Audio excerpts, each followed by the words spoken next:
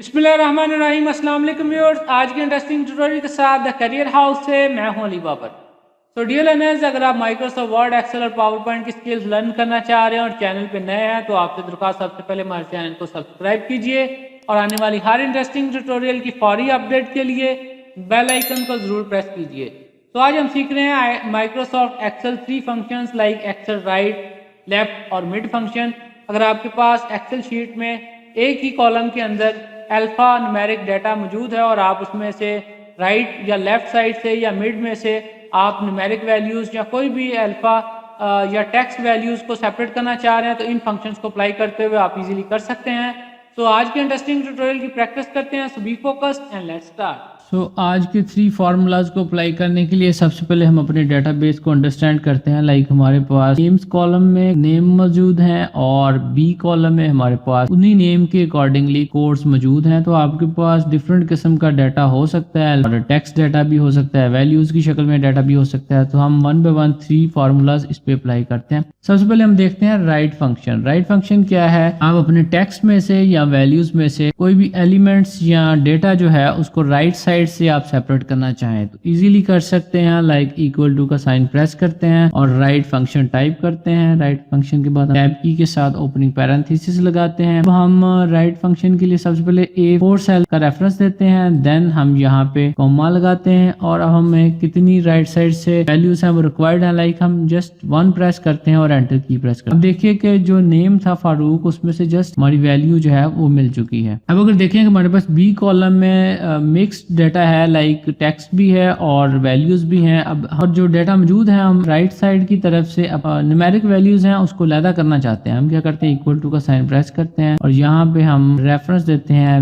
B4 का and then हमें कितनी वैल्यूज चाहिए। तो हम देखते हैं कि न्यूमेरिक साइड पे हमारे पास 3 वैल्यूज हैं। हम कॉमा लगाने के बाद यहाँ पे टाइप करते हैं 3, एंटर की प्रेस करते हैं। देखिए राइट साइड से हमारे पास जो न्यूमेरिक वैल्यूज हैं वो अब सेपरेट हो चुकी हैं और जस्ट इसको ड्रैग करते हैं डाउन। तो ये देखिए कि हमारे कॉलम में जो तमाम सेल्स थे उनमें से जो न्यूमेरिक वैल्यूज हैं वो सेपरेट हो चुकी हैं। उसके बाद हम लेफ्ट फंक्शन देखते हैं। डी कॉलम में आते हैं, इक्वल टू का साइन प्रेस करते हैं। लेफ्ट फंक्शन में क्या है कि आप लेफ्ट साइड से बिल्कुल सेम पैटर्न के ऊपर आप कोई भी वैल्यूज जो है वो सेपरेट कर सकते हैं। हमारे पास कोड्स में जो डाटा मौजूद था उसमें से हमने न्यूमेरिक वैल्यूज राइट साइड से निकाल ली। अब उसके अंदर जो टेक्स्ट वैल्यूज हैं हम उसको सेपरेट करते हैं। लाइक हम यहाँ पे रेफरेंस देते हैं B4, देन कॉमा लगाते हैं और अब देखिए कि हमारे पास टेक्स्ट 1 एलिमेंट मौजूद है तो 1 एंटर करते हैं और क्लोज द पैरेंथेसिस और एंटर की प्रेस करते हैं। देखिए कि हमारे पास जो टेक्स्ट था वो सेपरेट हो चुका है और इसको नीचे ड्रैग करते हैं। ड्रैग करने के बाद अब देखिए कि हमारे पास कोड F123 जो B4 कॉलम में मौजूद था हमने उसको राइट और लेफ्ट फंक्शन से दोनों कॉलम्स में डिस्ट्रीब्यूट कर दिया है। उसके बाद हम देखते हैं मिड फंक्शन। मिड फंक्शन थोड़ा सा ट्रिकी है तो इसको अप्लाई करते हैं। लाइक इक्वल टू और हम टाइप करते हैं मिड और टैब की के साथ ओपनिंग पैरेंथेसिस लगाते हैं। देखिए कि मिड फंक्शन के अंदर हमें 3 पैरामीटर देने होते हैं। सबसे पहले हमें सेल एड्रेस देना होता है। लाइक हम यहाँ पे A4 सेल का एड्रेस देते हैं, देन हमें कॉमा लगाना है। कॉमा लगाने के बाद अब हमें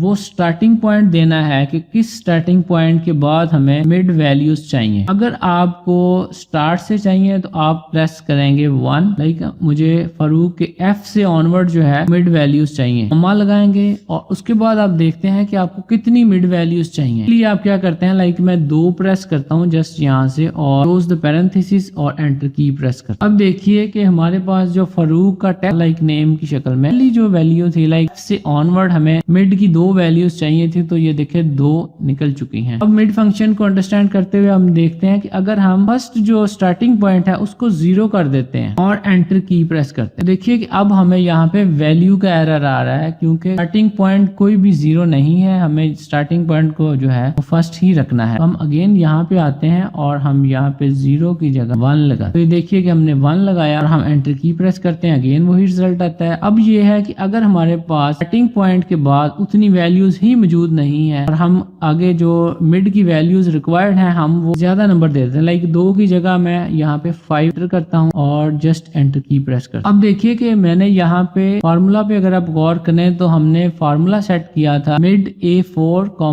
4 स्टार्टिंग पॉइंट और 4 स्टार्टिंग पॉइंट के बाद हमने कहा 5 वैल्यूज चाहिए, लेकिन चूंकि हमारे टेक्स्ट में जस्ट 3 वैल्यूज ही मौजूद थी, हमें रिजल्ट में जस्ट 3 नजर आ रही होंगी। उसके बाद हम अगर स्टार्टिंग पॉइंट को 7 कर देते हैं, देन 7th पॉइंट के बाद अगर हमें 5 वैल्यूज चाहिए और हम एंटर की प्रेस करते हैं, अब की बार देखिए कि हमारा जो रिजल्ट है वो ब्लैंक सेल की शक्ल में आ रहा है। यहाँ पे हमारी जो टेक्स्ट की टोटल एलिमेंट 6 थे और हमने 7th वैल्यू के बाद मिड वैल्यू निकालना चाहिए, तो वो हमें ब्लैंक सेल दे। अगेन हम इसको 1 करते हैं और एंटर की प्रेस करते हैं, और अगर हम इसको अप्लाई करें अपने तमाम कॉलम के ऊपर, तो ये देखिए कि जो ए कॉलम था उसमें से मिड फंक्शन के थ्रू हमने वैल्यूज जो है वो सेपरेट कर ली।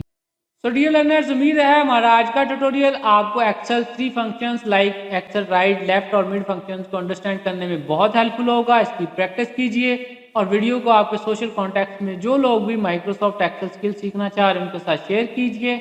अपनी कीमती राय के लिए कमेंट कीजिए। आप हमें अपना वीडियो फीडबैक भी शेयर कर सकते हैं। इंशाल्लाह अगले इंटरेस्टिंग ट्यूटोरियल में आपसे फिर मुलाकात होती। तब तक के लिए खुदा हाफिज़।